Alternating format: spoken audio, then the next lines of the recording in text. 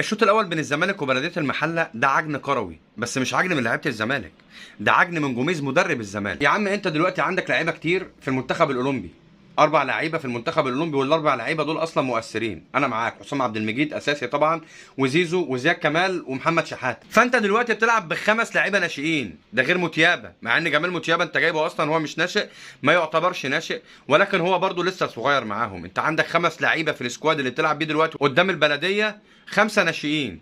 انت بقى الناشئين دول الف ب كوره، لازم في وسطهم يكون في عنصر خبره، حد خبره ويكون مستواه عالي، حد متمرس، حد جامد، حد بيفهم كوره، حد يحرك اللعيبه دي، حد يشد اللعيبه دي. منزل لهم مين بقى؟ رؤى وناصر منسي. تخيل ان اللعيبه الناشئين دي معاهم رؤى هو قائد الفرقه وناصر منسي. فطبيعي نشوف العجن الكروي ده. يعني انا اكتر حاجه بحبها في رؤى ان هو كان سبب من اسباب ان ترافيس موتيابا يبقى مسلم ويبقى اسمه جمال موتيابا، على عينه وعلى راسه. انا بالنسبه